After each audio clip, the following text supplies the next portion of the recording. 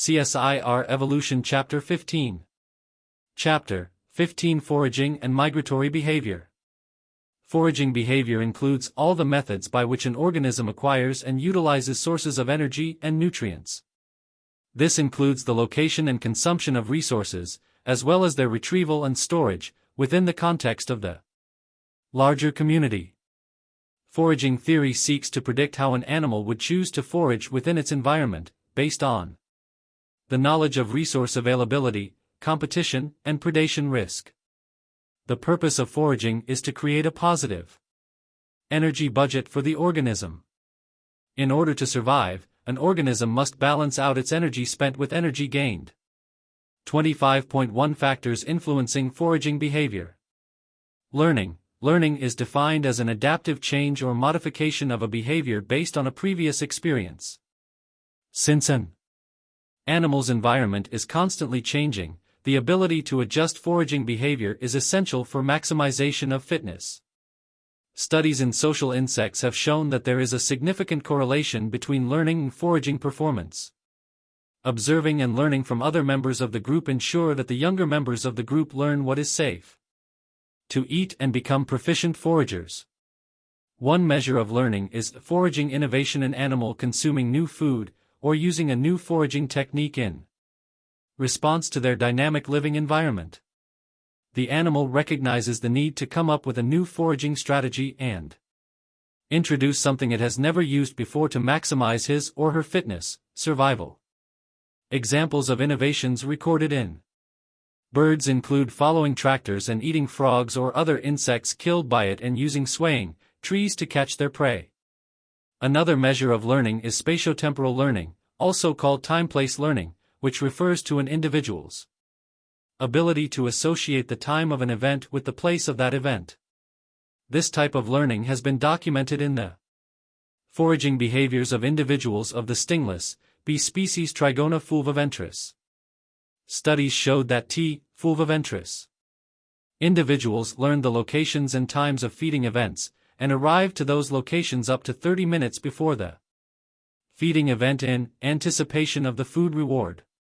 1. Genetics. Foraging behavior can also be influenced by genetics. The genes associated with foraging behavior have been widely studied in honeybees with reference to the following: onset of foraging behavior, task division between foragers and workers, and bias in foraging for either pollen or nectar. Honeybee foraging activity occurs both inside and outside the hive for either pollen or nectar. Similar behavior is seen in many social wasps, such as the species Apoica flavissima. 3. Presence of predators. The presence of predators while a prey animal is foraging affects its behavior. In general, foragers balance the risk of predation with their needs, thus deviating from the foraging behavior that would be expected in the absence of predators. An example of this balanced risk can be observed in the foraging behavior of a Longimana. Parasitism. Similarly, parasitism can affect the way in which animals forage. Parasitism can affect foraging at several levels. Animals might simply avoid food items that increase their risk of being parasitized, as when the prey items are intermediate hosts of parasites. Animals might also avoid areas that would expose them to a high risk of parasitism. Finally, animals might effectively self-medicate, either prophylactically or therapeutically. Foraging can be categorized into two main types. The first is solitary foraging, when animals forage by themselves. The second is group foraging.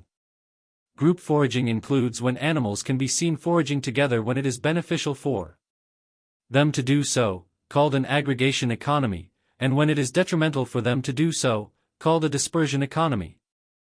15.2 Solitary foraging. Solitary foraging includes the variety of foraging in which animals find, capture, and consume their prey alone. Individuals can manually exploit patches, or they can use tools to exploit their prey. Animals may choose to forage on their own when the resources are abundant, which can occur when the habitat is rich or when the number of conspecifics foraging are few. In these cases there may be no need for group foraging. In addition, foraging alone can result in less interaction with other foragers, which can decrease the amount of competition and dominance interactions an animal deals with. It will also ensure that a solitary forager is less conspicuous to predators. Solitary foraging strategies characterize many of the phocids, the true seals, such as the elephant and harbor seals. Some animals use special tool for foraging, for example, include dolphins using sponges to feed on fish that bury themselves in the sediment, New Caledonian crows that use sticks to get larvae out of trees, and chimpanzees that similarly use sticks to capture and consume termites. 15.2.1 Optimal Foraging Model.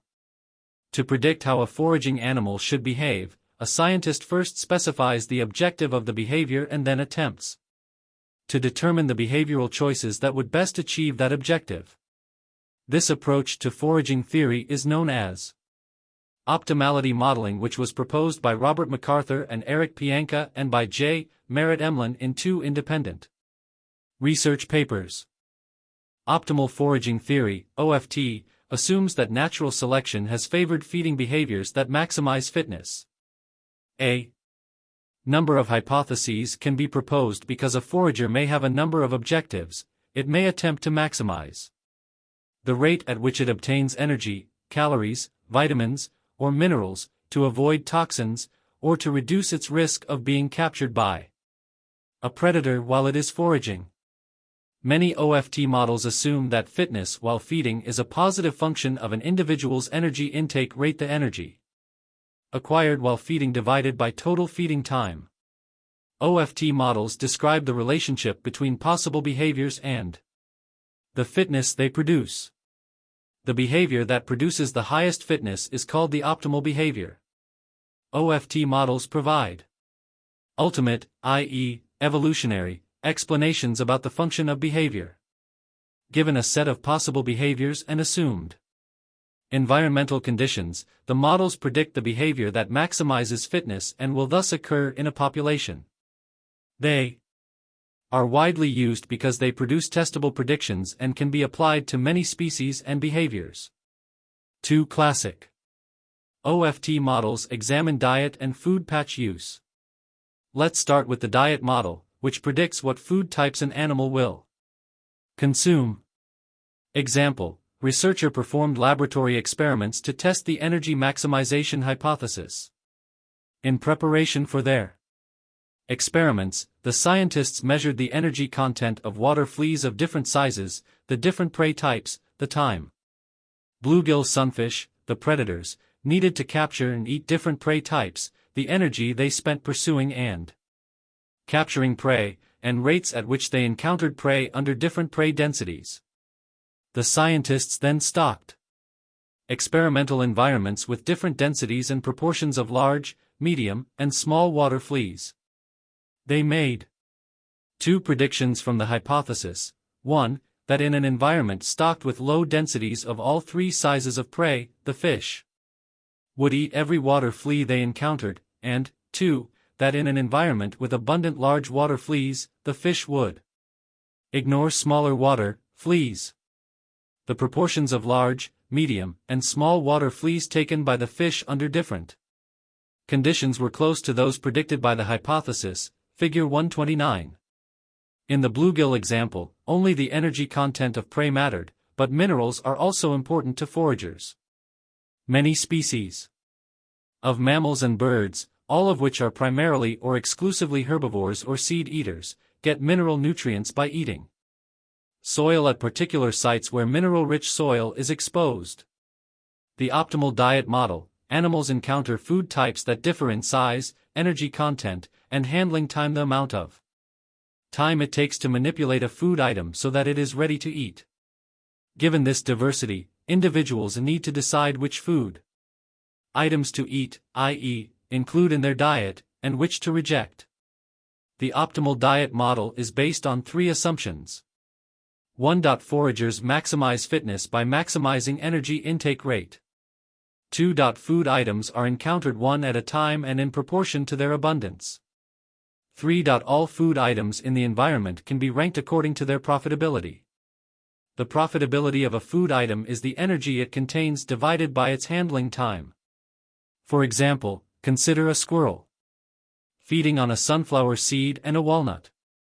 Sunflower seeds have soft shells and small handling times but also contain relatively little food, or energy, compared to that found in a walnut. The walnut has a hard seed coat and thus a much longer handling time but contains more food, energy. If the walnut contains 100 joules, J, of or energy and takes 25 seconds to consume, its profitability is 4J/S. If the sunflower seed contains 10 J of energy and has a handling time of 1 second, its profitability is 10J/S. In this example, the sunflower seed has higher profitability and so is a higher-ranked food item. To see how the optimal diet model works, let's first assume that all food types have the same amount of energy, say, 10 J, but differ in handling time, H. Table 19 shows the handling times for each of 5 hypothetical food types along with their profitabilities. We see that type A has the highest profitability, whereas type E has the lowest. Finally, let's assume that all food types are equally abundant and randomly scattered throughout the environment. Table 19, Food Item Characteristics. Food types with their handling times and profitabilities. What diet maximizes the energy intake rate? Think about this question and write down your answer. You might begin by thinking that a forager should eat all food items it finds because all food items provide it with energy. A forager that eats a wide variety of food types is called a generalist, because it has a broad diet and consumes food items in proportion to their availability in the environment.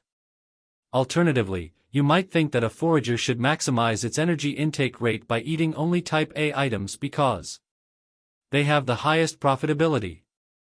Foragers with restricted diets are called specialists, because they consume a small subset of potential food types.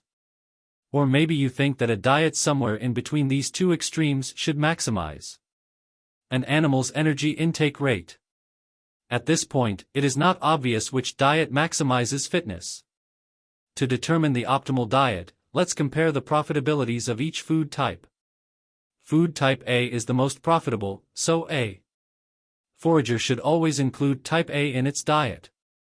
What other food types should be added to the diet to maximize energy intake rate, fitness? You might imagine the 5 possible diets described in Table 20. Table 20, Possible Forager Diets. 5 hypothetical diets. The first diet is the most specialized and the last the most general. Note that as we move down the list, each diet adds only the next most profitable food item. There are other possible diets, but it makes no sense for a forager to eat a low-ranking food item like type E while ignoring one of higher profitability like type A. We can solve for the optimal diet by computing a forager's average energy intake rate per item in the diet. This is the average energy obtained per item divided by the sum of the average time it takes to find an item and the average time to handle an item in the diet.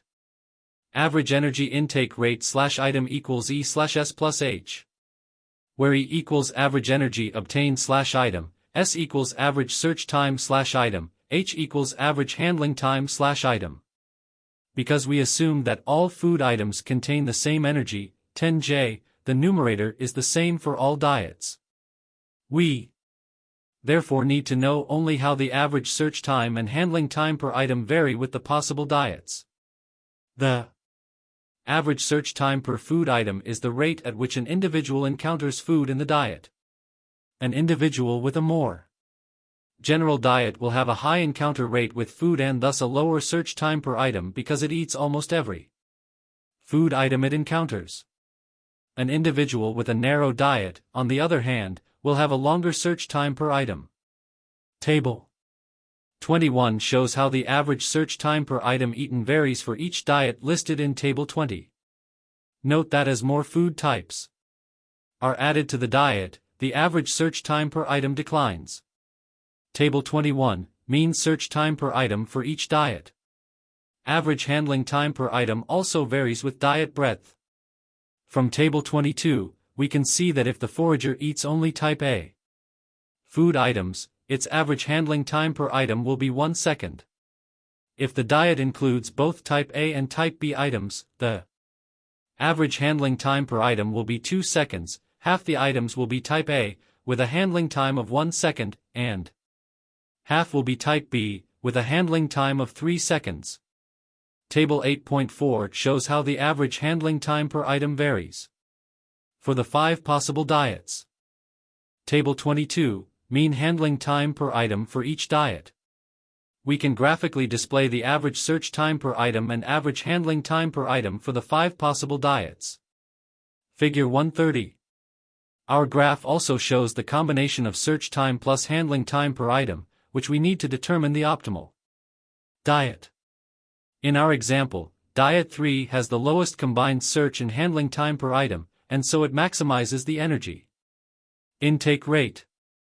Figure 130, Diet Model Solution. The model predicts that a forager should always eat types A, B, and C when encountered and should always reject types D and E. Why should a forager reject types D and E? Because the cost and handling time of including them in the diet is greater than the benefit derived from reduced search time. Including these food types in the diet lowers an individual's energy intake rate. The model also predicts that each food type should always be accepted or always be rejected. There is no middle ground. This prediction is called the 0-1 rule. Now look at the answer you wrote down. Is it the same as the one produced by the model? What logic did you use to generate your prediction? This simple example illustrates the strength of the OFT approach to studying behavior. The OFT approach makes explicit assumptions and generates predictions that can be tested. In our example, all food items have the same energy content. We can make the model more general and more realistic by allowing each food item to differ in both energy content and handling time. We can use a mathematical solution to show how this is done. In general, we find that diet breadth is affected by the abundance of the most profitable prey items and not by the abundance of the least profitable items.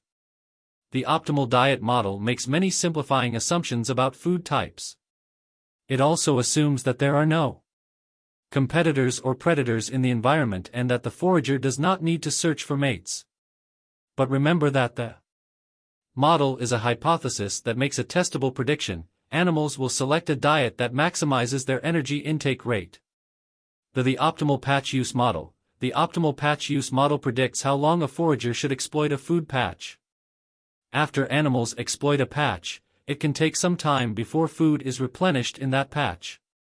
For example, after a bee removes nectar from a flower, it can take 24 hours for the nectar to be fully replenished. After a woodpecker removes insects from a tree trunk, it may take days to months before more insect larvae are deposited there. Therefore, when a forager enters a patch with abundant food, it initially harvests food at a high rate, but as the patch becomes depleted, the harvest rate declines. We say that the forager experiences diminishing returns as it exploits a food patch. Given diminishing returns, the forager must decide how long to exploit the present, depleting, food patch before abandoning it to search for a richer patch. To determine the optimal level of patch use, we need to examine the benefit a forager can gain by spending just a bit more time in a patch. This marginal benefit of feeding is the harvest rate at any point in time, or the instantaneous harvest rate. When a forager enters a patch with abundant food, the marginal benefit of feeding is high, because the instantaneous harvest rate is high. Because of diminishing returns, the marginal benefit declines as the patch becomes depleted. When the patch contains little food, the marginal benefit of feeding is very low, because it takes a long time to find the next food item. Eric Charnov created an OFT model to predict how long a forager should stay in a food patch to maximize its fitness. Charnov's model, the optimal patch use model, is based on 4 assumptions. 1. Foragers attempt to maximize energy intake rate. 2. All patches are identical, contain the same kind and amount of food. 3. Travel time between patches is constant. 4. As a forager depletes a patch, its instantaneous harvest rate declines, that is, it experiences diminishing returns. Charnov's model, called the marginal value theorem, predicts that a forager should stay in a patch until its marginal benefit of feeding declines to equal the average energy intake rate from the environment.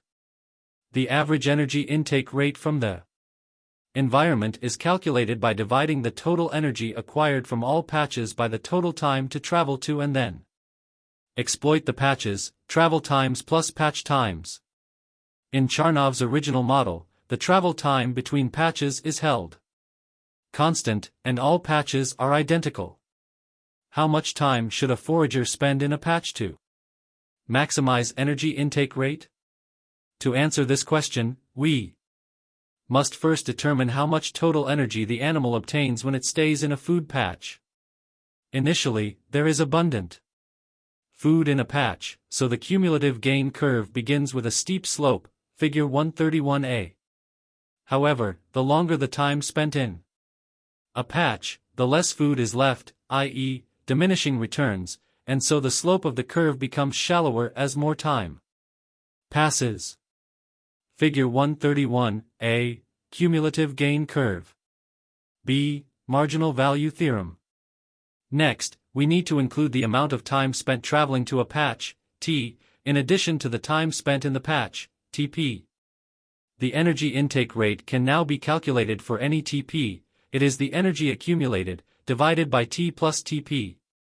We can solve for this relationship graphically, because the energy intake rate for any 2 is the slope of the line that runs from the start of the travel time to the cumulative gain curve at each Tp.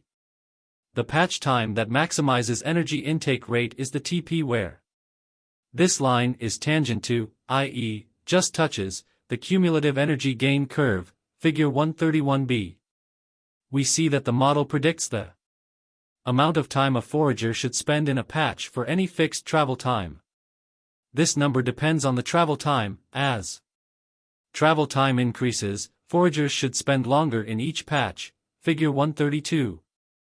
Optimal patch model with multiple costs. Joel Brown developed a new patch use model that includes the energetic costs of foraging, predation risk costs, and missed opportunity costs. Energetic costs of foraging include the energy used to exploit a patch and the metabolic costs incurred while feeding. Predation risk costs involve the probability of being killed while feeding. Finally, missed opportunity costs are the costs of foregoing other activities that might yield even higher fitness. For example, a forager experiences high missed opportunity costs if by feeding T misses opportunities to mate.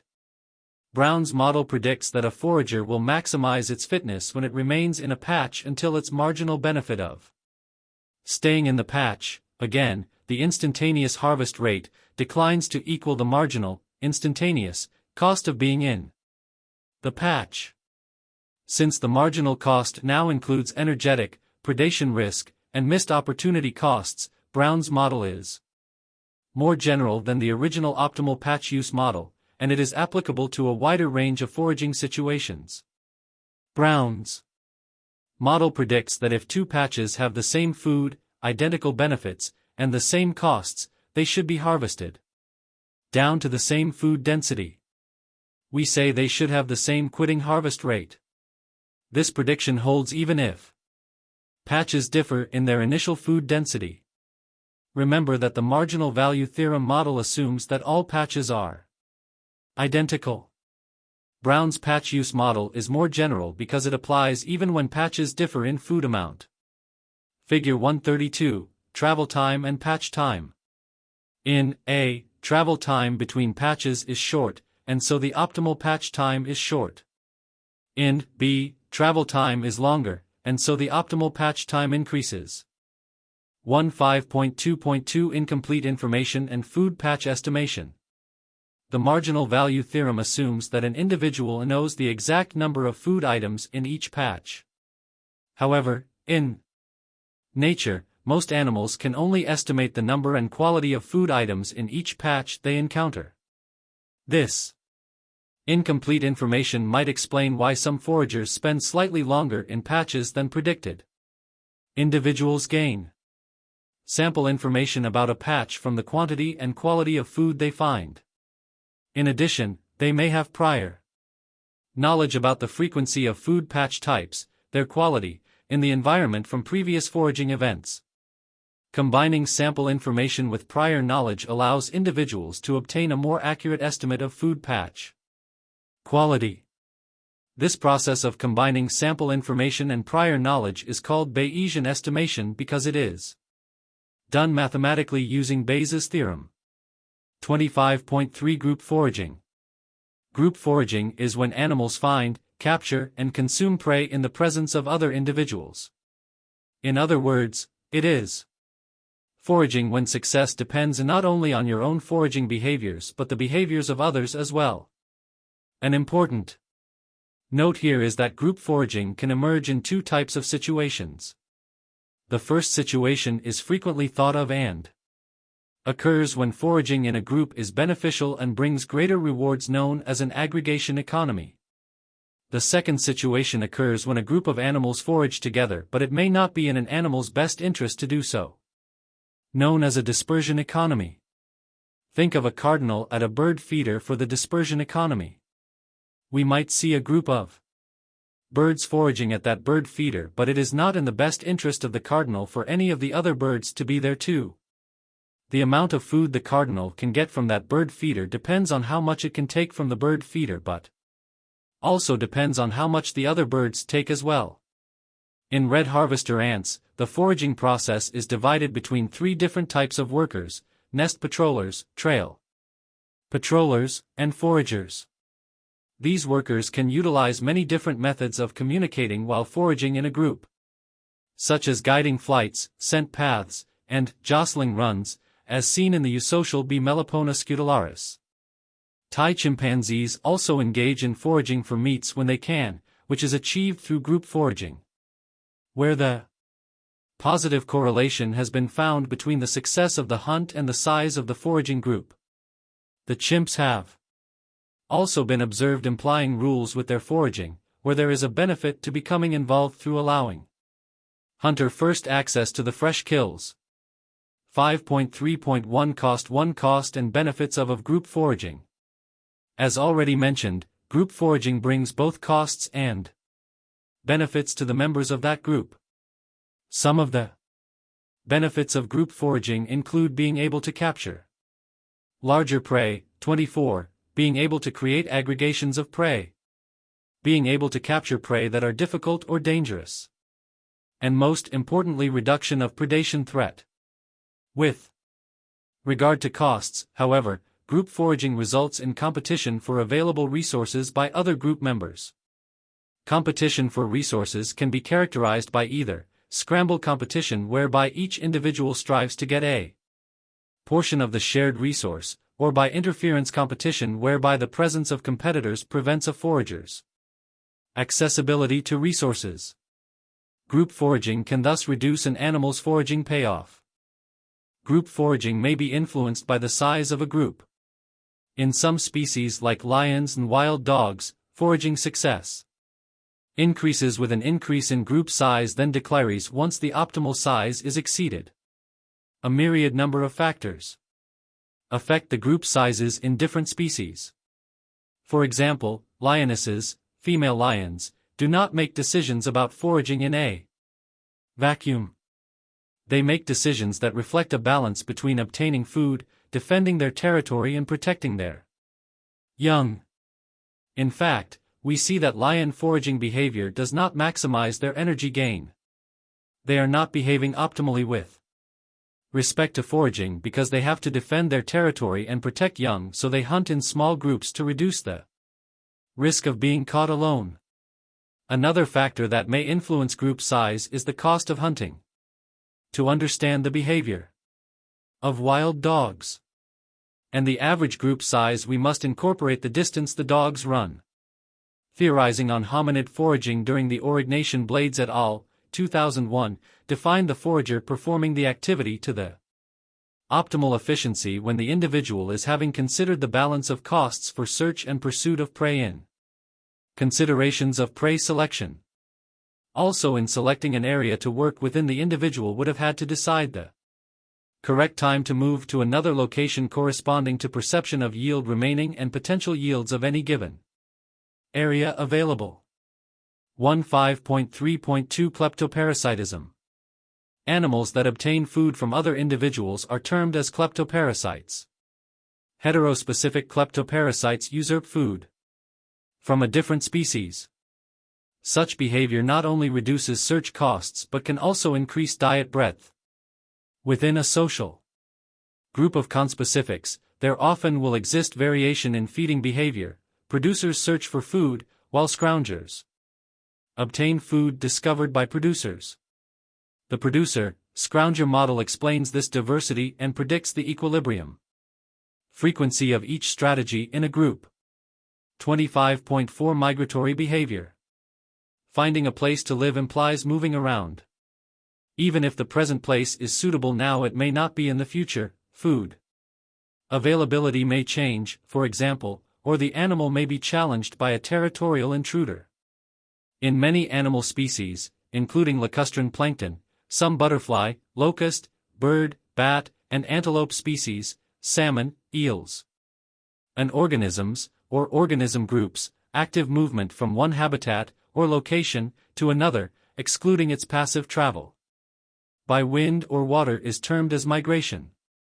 Animal migration involves traveling from one type of habitat to another, which is often linked to the cycle of the seasons. However, to many people, migration conjures up images of particular kinds of movement, usually over long distances and often on a diurnal, seasonal or other return basis.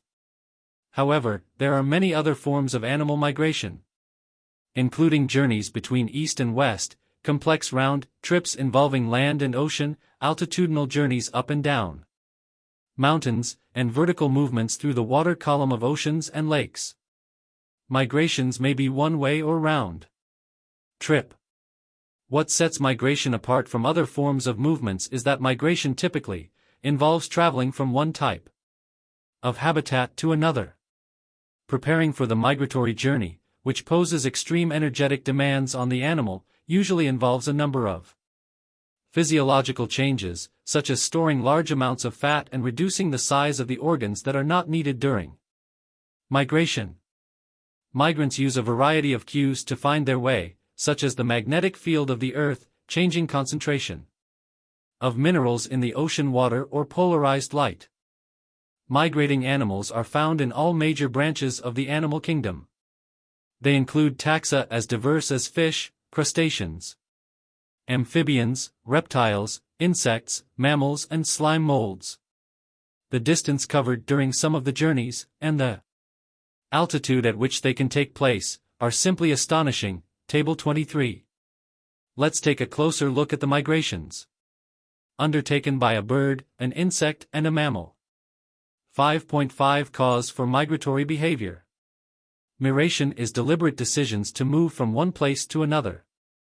If such decisions are adaptive, migration should be undertaken only when there is a reproductive benefit in doing so. Baker, 1978, states this more formally, predicting migration when the potential reproductive success achieved on the way to M, and in the spatial unit to which the animal migrates, habitat H2, exceeds that would be achieved during the same period by remaining in the current spatial unit. Habitat H1, or, more succinctly, when H1, H2M. Table 23. Records held by animal migrants. Some animals travel relatively short distances to find food or more favorable living or breeding conditions. Most animals that migrate do so to find food or more livable conditions. Some animals migrate to breed. Migration is an adaptive response to the seasonal or geographic variation of resources. The annual cycle of the seasons produces large differences in the duration and intensity of solar energy received in each hemisphere at any given time. Many migrants take advantage of favorable food and weather conditions offered in certain areas during very limited time periods. For instance, migratory birds like the bar-tailed godwit that breed at high latitudes, e.g., in the Arctic tundra, exploit the extraordinary abundance of food during a few weeks in early summer and profit from long days, which allow them to extend foraging time. By leaving these areas after breeding, they avoid the northern winters with short days, low temperatures, and low food availability. In other cases, the resources needed in different life stages may be found in different locations. For example, the Atlantic salmon begins its life in a river and migrates downstream to the ocean. After several years, it heads back upstream to lay eggs and begin the cycle all over again. Some crustaceans also migrate for breeding. In many species of crabs, the females will move into shallow coastal waters to mate and lay her eggs, then they return to deeper ocean waters. Loggerhead frogs and toads often move very short distances to breeding ponds and lakes to lay their eggs. Some sea turtles, like the loggerhead, return year after year to the same sandy beach on which they hatched to lay their eggs. Sometimes animals migrate to find a place to hibernate. Little brown bats live in trees in warm months, then in cold weather they migrate to caves where it is warmer. 15.6 Types of migration and optimization. Model migration can be broadly classified into two types: calculated and non-calculated migration. 15.6.1 Calculated and non-calculated migration. The distinction between calculated and non-calculated migration rests on the information available about destination habitat, H2, the place where the animal is going. In calculated migration, the animal is able to assess the relative quality of H2 before moving. In non-calculated migration it is not, and essentially takes a leap in the dark. Where possible, therefore, we should expect animals to make calculated migrations. Of course, under some circumstances, such as exploring a new area, migration must necessarily be non-calculated, but exploratory. Migrations may then provide the information on which to base a later calculated removal migration. Return migrations, where the animal moves to and fro between the same areas, e.g. seasonal feeding and breeding grounds, are likely to involve calculated movement, except, of course, where they are being made for the first time. 15.6.2 Optimization models and migration. Migration can be a costly business. For example, fewer than half the waterfowl migrating south from North America each autumn make it back to their breeding grounds the following spring. Many factors contribute to this, including predation, weather and disorientation. Chief among them, however, is the energy cost of the trip. A bird uses about 6 to 8 times more energy flying than resting. A small bird flying non-stop for 100 to 150 hours across an ocean would use up as much energy as a human being running a 4-minute mile for about 80 hours. Energy conservation and flying efficiency are thus likely to be key factors in the evolution of migratory behavior and physiology, and have formed the basis of several optimization models. 15.6.3 Preparation for migration. Some migratory animals forage along their migratory routes, while others, such as the bar-tailed godwit crossing the Pacific Ocean, do not. Most migrants therefore feed intensively before starting their journey to increase fuel stores. This behavior is known as hyperphagia, which is triggered by an internal circannual rhythm and is seen in species as varied as monarch butterflies and baleen whales. The main source of energy used for migration is fat. Fat stores about 8 to 10 times more energy than the equivalent mass of either carbohydrate or protein. Birds that fly long distances can double their body weight prior to departure, and a monarch butterfly can store up to 125% of its lean dry weight as fat. Accumulating energetic reserves is not the only physiological change taking place. As migration is energetically expensive, some migrants minimize excess weight and maximize flight efficiency by adjusting the size of their internal organs. In some avian migrants, organs related to flight, such as heart and flight muscles, increase in size in preparation for migration. By contrast, organs related to feeding, e.g., stomach, gut, liver, and kidneys, become smaller before departure and return to normal size upon arrival, when feeding and digestion resume. Similar changes are observed in some insects, for example, monarch butterflies migrating south through North America in the autumn have no sexual organs. These only develop the following spring in the surviving individuals. 25.7 Orientation. Choosing where to settle and when and where to move somewhere else is clearly important to an animal, and much evidence suggests that natural selection has shaped these decisions adaptively. Like all adaptive decisions, however, mechanisms are required to ensure they work. In order for the animal to end up where it needs to be, it has to decide where to go and know when it has got there. In short, it needs an ability to orientate and navigate. Orientation means taking up a particular bearing, e.g. due south, with respect to the current position, regardless of destination. Thus, if an animal en route across open country is displaced laterally, it will carry on traveling parallel to its original course. 15.7.1 Goal orientation. It involves heading towards a particular location. If our displaced traveler was using goal orientation, it would compensate for the displacement and head along a new bearing towards the same point in space as before.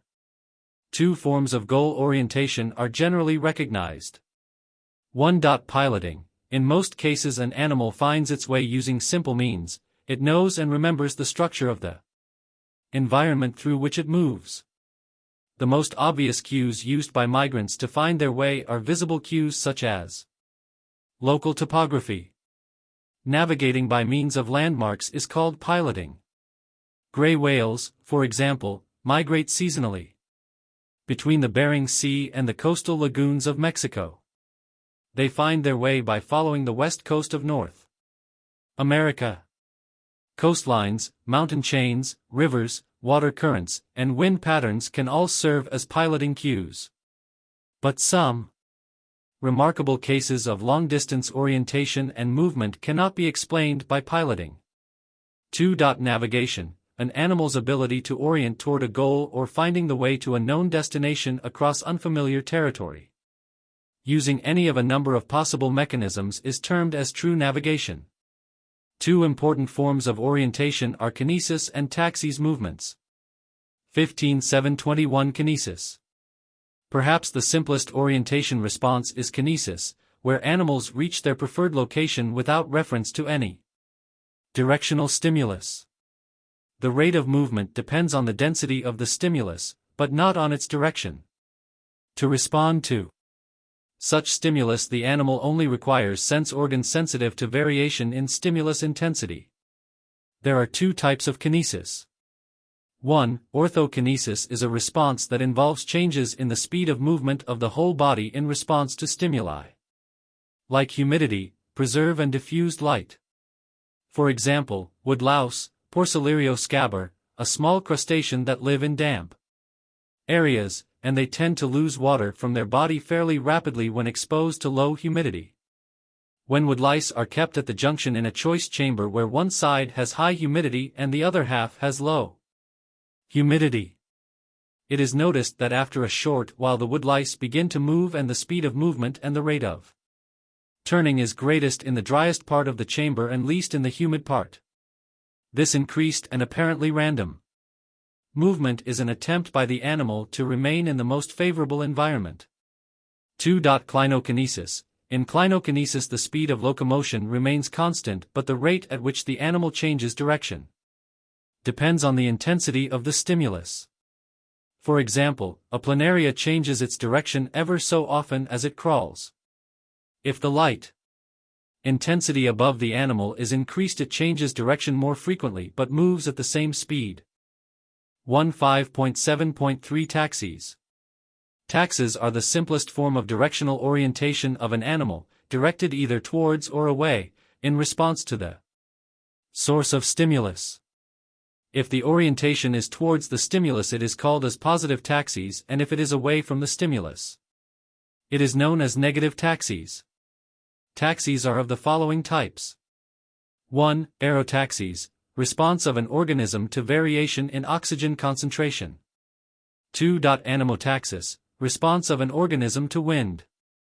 Many insects show a positive anemotactic response upon exposure to an airborne stimulus cue from a food source. 3. Clinotaxis, the animal moves in a given direction by turning with respect to the position of the stimulus. A single receptor samples the intensity of the stimulus as the organism moves in order to determine the direction of the stimulus. 4. Example, larvae of the house fly, Musca domestica, move away from a light source by swinging their heads from side to side, alternately exposing left and right photoreceptors to the light behind. When the left side is stimulated, the animal bends its body to the right and vice versa, thus moving itself away from the light. For tropotaxis, it is the result of bilaterally symmetrical receptors whose relative stimulation is compared centrally. If the receptors are stimulated unequally, the animal is not orientated towards or away from the source of stimulation. The pill bug Armadillidium cinereum shows positive tropotaxis to light. Intact individuals exposed to even illumination from two light sources set slightly apart will generally pass between them. If blinded unilaterally, however, their movements curve or show a spiral pattern. The dorsal and ventral light reactions, by which many aquatic and aerial animals maintain their dorsal or ventral side uppermost, also appear to be tropotactic, since they can be shown to depend on a balance of stimulation between bilateral photoreceptors. 5. Teletaxis, it is goal-directed movement, describes the motion of visual predators who can see a distant visual signal and move to attack. It is known only for responses to light. Attainment of orientation is direct and without trial movements. Teletaxis does not depend on stimulus equalization. If the animal is presented with two sources of stimulation in the same sensory modality, it orientates with respect to one of them, implying that the effect of the other is somehow inhibited. The insect switches orientation from one source to the other at unpredictable intervals and consequently follows a zigzag course. Hermit crabs and honey bees have been shown to respond to point stimulation, teletactically. Bees, when move from their hive for food, they balance the stimuli from the sun as well as flower but reside on the flower whose intensity is higher for them, through serial adaptation of the ommatidia, units of the compound eye, and apparent motor inhibition. 6. Magnetotaxis, response to magnetic field. Wide varieties of animals use magnetic cues to navigate. Aquaspirillum. Bacteria burrow in the mud, and use the magnetic field of the earth to determine position. In the northern hemisphere, they direct themselves to the northern magnetic pole, which is actually the geographical South Pole, and so burrow down into the mud. In the southern hemisphere, they orient towards the geographical North Pole, which is a magnetic South Pole. 7. Menotaxis, there is orientation at a constant angle to the direction of source of stimulation. Menotaxis is commonly called compass orientation. The assumption is that moths normally fly a straightened out path by using celestial cues as a menotactic guide. When they encounter an artificial point source of light, they attempt to maintain a relatively constant angle with respect to the fixed point of light as in menotaxis, but in doing so they inevitably spiral toward the light source. Such a spiral path is indeed seen in the approach of some nocturnal insects to a light. 8. Mnemotaxis, it is also called memory movement, describes navigation through the use of landmarks. Many birds navigate using landmarks, as do salmon. Humans also use mnemotaxis when navigating through the use of street signs and familiar buildings. 9. Phototaxis, there is locomotory movement caused by the light. A plant or animal that move towards light shows positive phototaxis. certain burrowing animals like rodents or planaria that more away from the source of light exhibits negative phototaxis. 10. Rheotaxis, response to current of water or air. 11. Barotaxis, response to pressure changes. 12. Chemotaxis, response to chemical substances. 13. Durataxis, directional movement of a cell along a stiffness gradient. 14. Electro- or galvanotaxis, response to electric current. 15. Gravitaxis, response to gravity. 16. Hydrotaxis, response to moisture or water. 17. Thermotaxis, response to temperature. 18. Trophotaxis, response to food. 15.8 Cues and stimulus for migration. 15.8.1 Visible cues. The most obvious cues used by migrants to find their way are visible cues such as local landscape. Topography. Landscape topography would seem to provide obvious cues by which to orientate and navigate. They certainly appear to be used on occasion, but surprisingly are often of secondary importance to other cues, such as the sun or the Earth's magnetic field. Some species, including birds, insects and crabs, are able to make use of polarized light patterns, which are formed when light is scattered by airborne particles. As the sun's position shifts throughout the day, the pattern of polarized light in the sky changes, allowing these species to find their way on cloudy days when the sun is not visible. When traveling at night, some migrants use the position of the stars based on the rotation of the night sky about a fixed point. In the northern hemisphere, this point is the pole star. 15.8.2 Invisible cue. Other cues used for orientation are invisible, such as olfactory and magnetic cues. Odors may act as beacons, allowing animals to track their concentration gradients with respect to the source, or, more controversially, provide map information for true navigation. The olfactory homing capability of salmon is best example. Salmon migrating in the open ocean can find the mouth of their natal river by constantly sampling the seawater for changing concentrations of mineral salts. Magnetic cues are used by a broad range of species, including birds, butterflies, salamanders, lobsters, bats, whales, turtles, and sharks. The Earth, which behaves like a giant magnet, has a donut-shaped magnetic field, made up of elliptical force lines running between the magnetic north and south poles. Depending on the species, the magnetic compasses used by animals detect the changing angle of the magnetic force lines, the north-south polarity, or even the strength of the Earth's magnetic field. 15.8.3 Stimulus for migratory behavior. In birds, there is a clear association between day length and the onset of migration. Dark-eyed juncos, Junco hyemalis, and American crows, Corvus brachyrhynchos, kept in artificially lengthened light periods move north when released, while controls, kept under natural light conditions, move south. Hormones are also known to play a role in controlling migration. Bird migration is thought to depend on gonadal condition in spring, but not in fall. In many insects, changes in the activity of juvenile hormone are responsible for transitions between migratory and reproductive life stages, and the gregarious swarms of locusts are under the influence of the hormone serotonin. 15.9 Homing and long-distance migration. 15.9.1 Homing, the ability of an animal to return to a nest site, burrow, or other specific location is called homing. In most cases, homing is merely piloting in a known environment, but some animals are capable of much more sophisticated homing.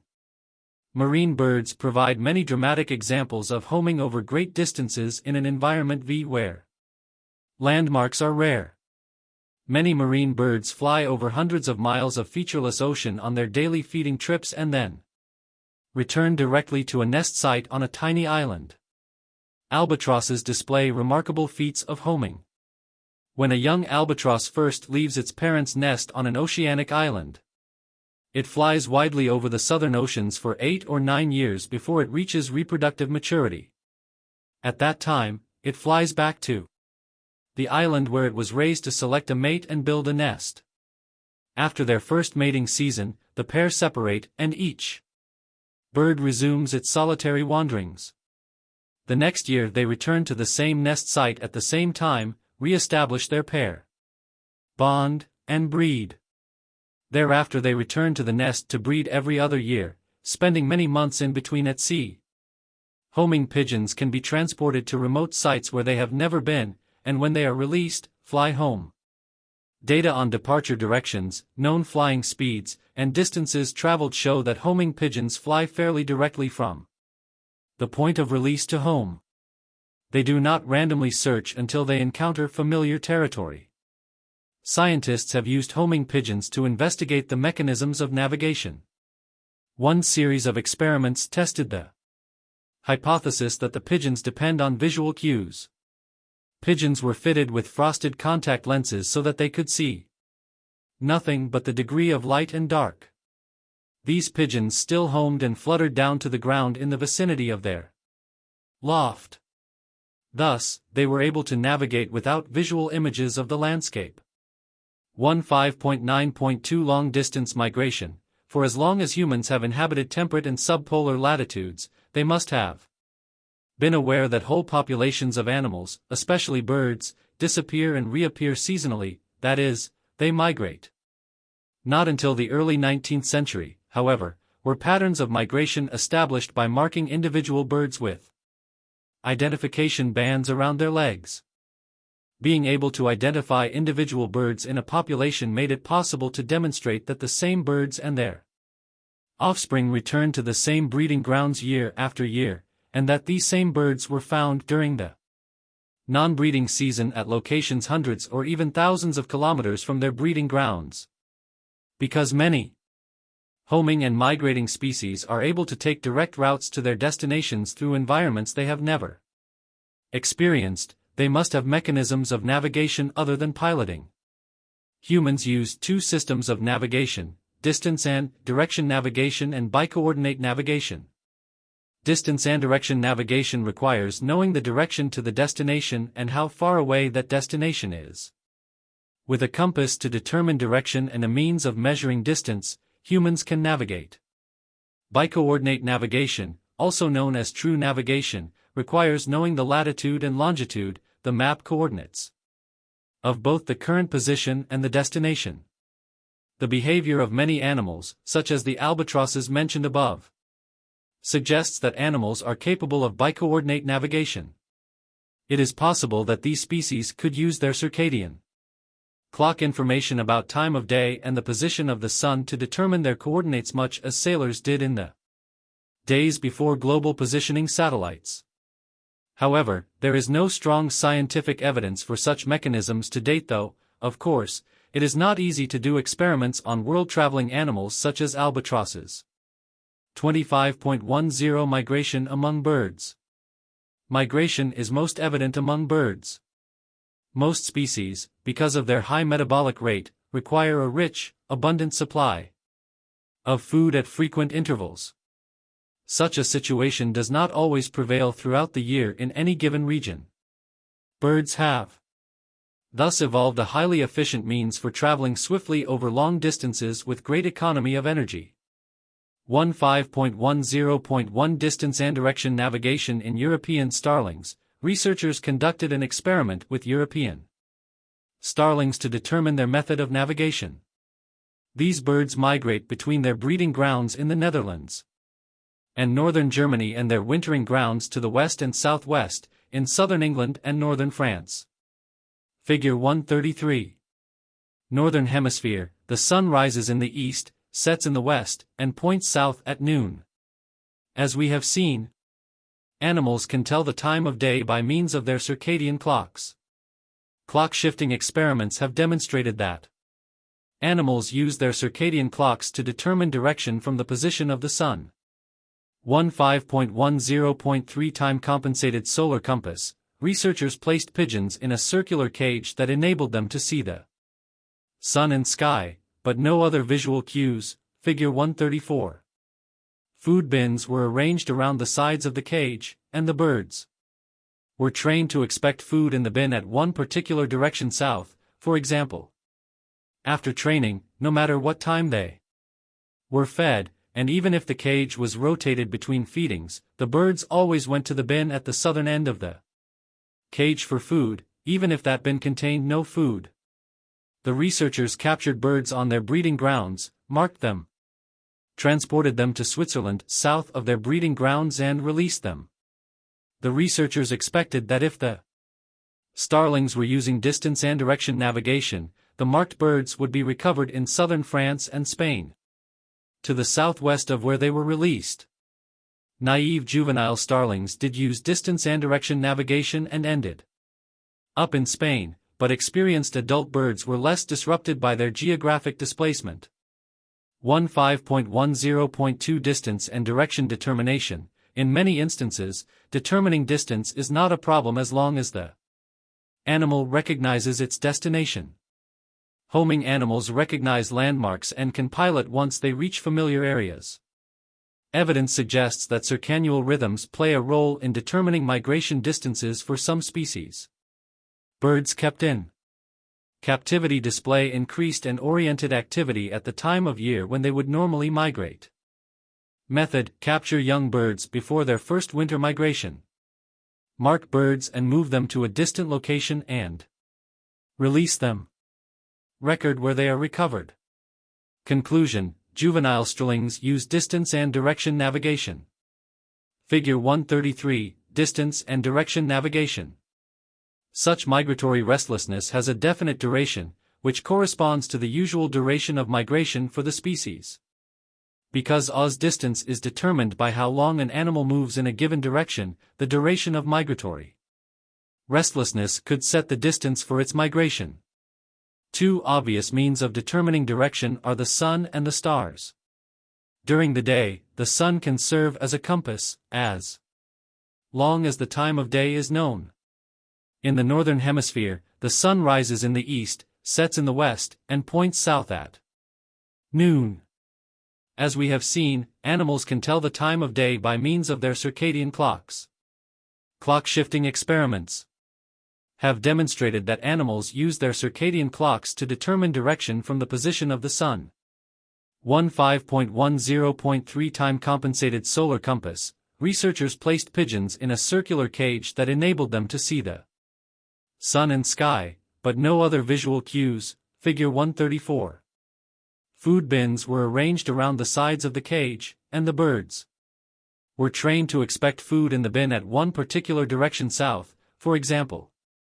After training, no matter what time they were fed, and even if the cage was rotated between feedings, the birds always went to the bin at the southern end of the cage for food, even if that bin contained no food. Next, the birds were placed in a room with a controlled light cycle, and their circadian rhythms were phase-shifted by turning the lights on at midnight and off at noon.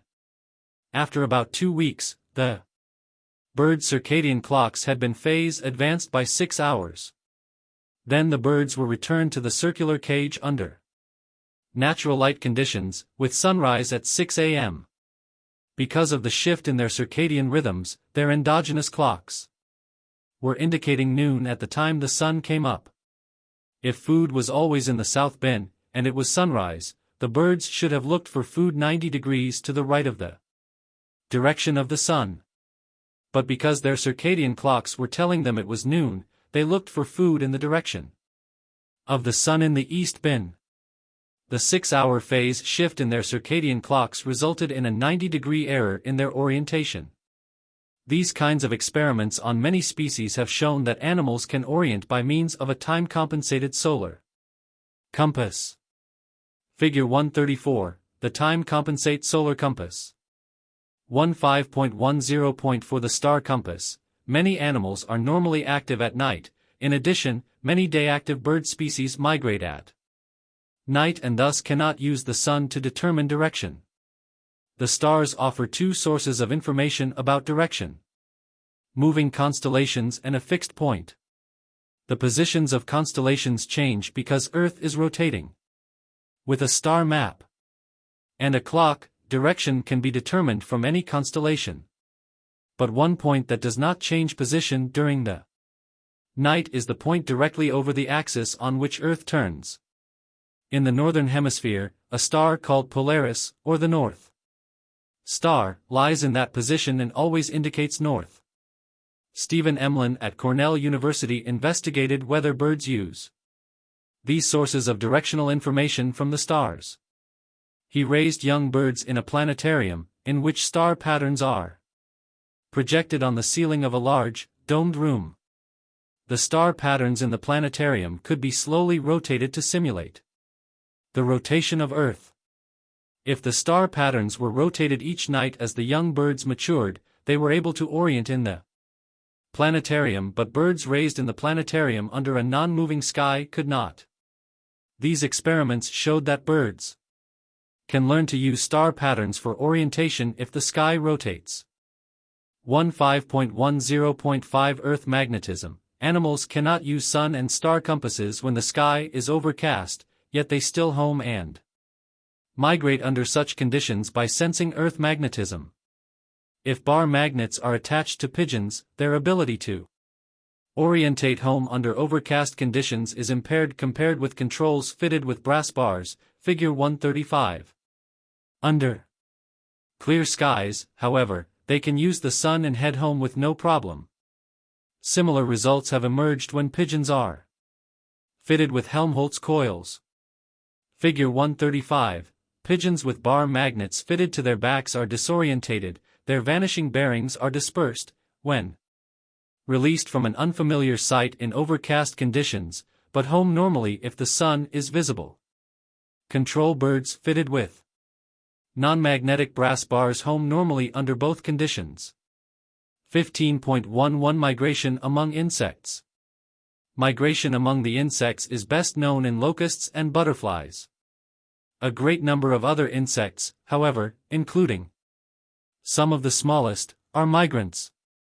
Insect migration is of three types. Some insects emigrate on one-way journeys to breed, others migrate from a breeding area to a feeding area, and still others migrate from breeding areas to hibernation sites.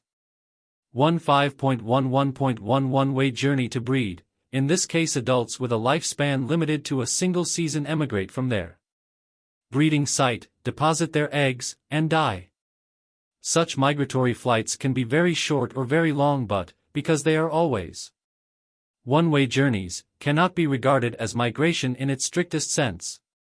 The best-known examples of such flights are those of locusts, particularly the desert locust, Schistocerca gregaria, a species found in tropical and subtropical countries of the Old World.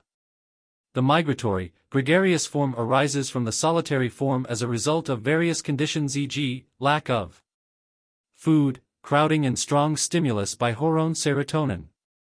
The desert locusts breed only when and where seasonal rains permit. As a consequence of climatic conditions, therefore, the insects migrate from one breeding area to another. If the available food decreases and the numbers of insects increase too drastically in a particular area, migratory locusts develop. They differ from non-migratory forms in color, structure, behavior, and physiology. Swarms numbering up to 10 billion individuals periodically invade territories in Africa, southwestern Asia, and southern Europe, covering areas as large as 1,000 square kilometers. 15.11.2 Migration from a breeding area to a feeding area. In this case, insects migrate from a breeding area to a feeding area.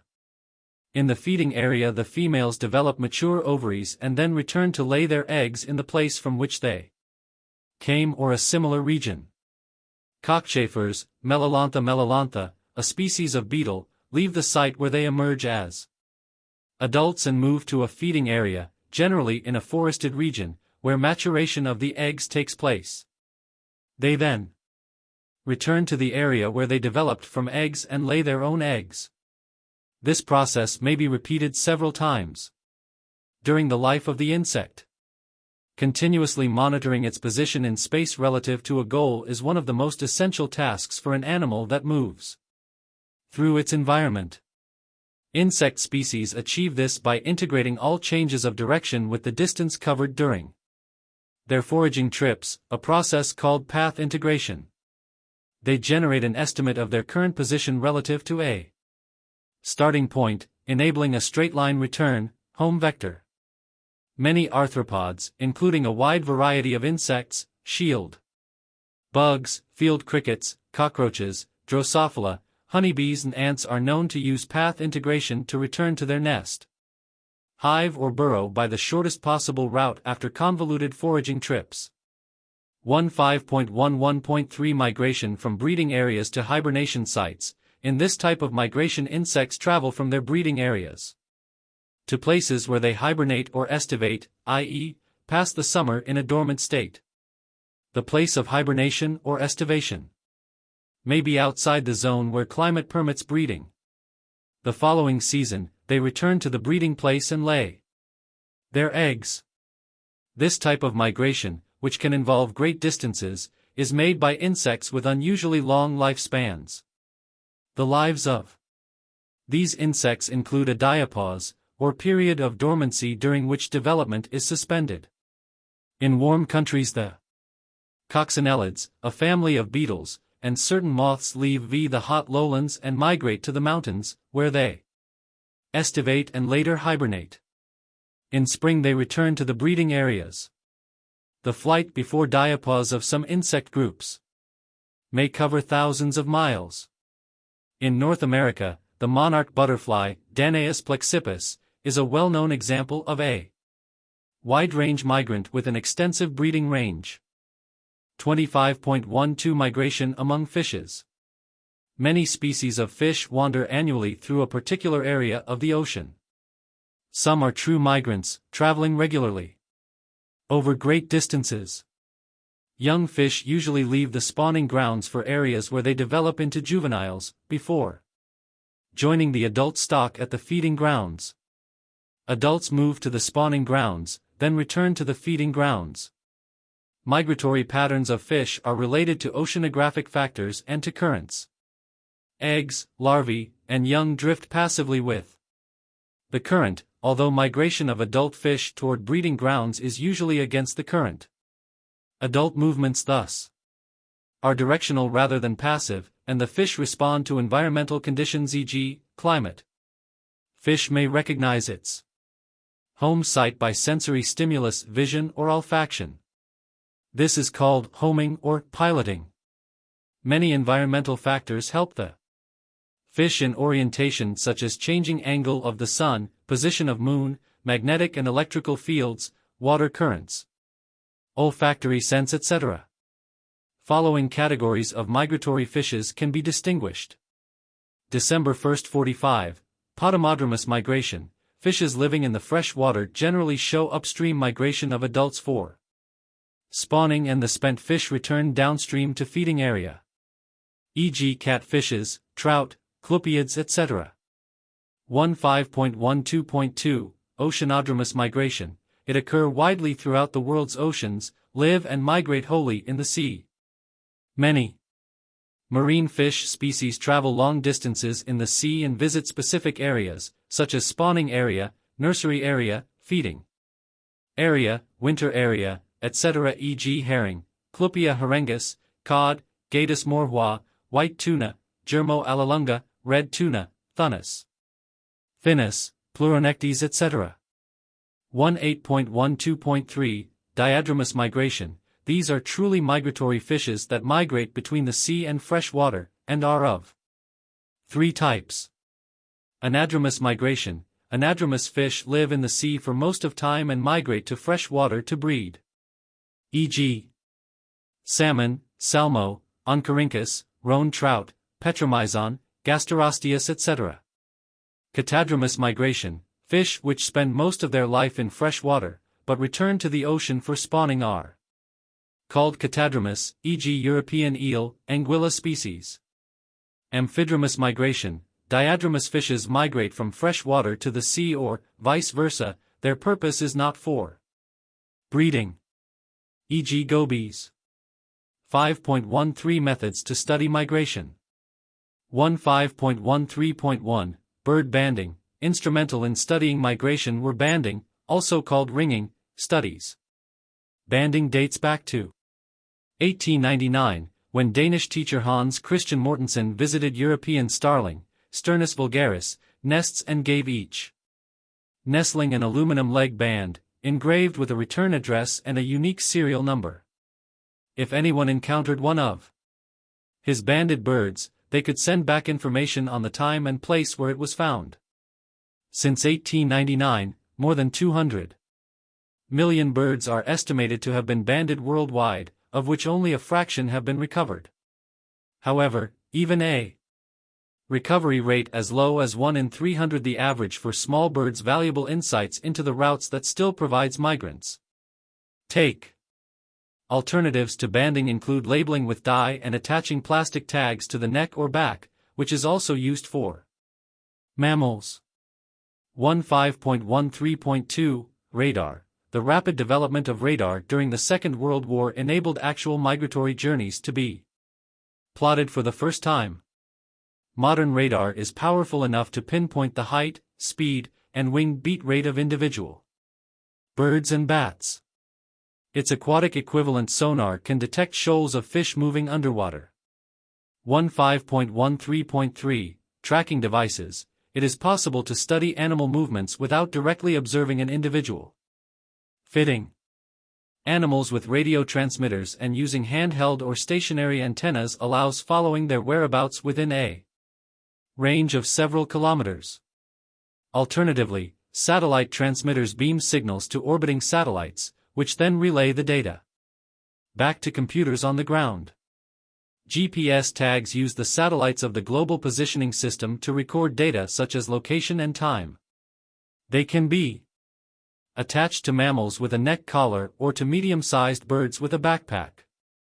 Even smaller are geolocators, which are miniature light-level loggers that can record sunset and sunrise, from which the location of the individual can be reconstructed. Some weigh less than 1 g and can last for many years. However, they need to be retrieved to access the data they store. 5.13.4 Stable isotopes. It is now possible to measure the amount of stable isotopes such as deuterium, a form of hydrogen, oxygen, carbon, nitrogen, and sulfur in the tissue of migrants. Isotope levels in the plumage of a migratory bird match that of the vegetation of its breeding ground and can therefore serve as an indication of its place of birth. The same technique has been used to establish the hatching place of individual monarch butterflies wintering in Mexico.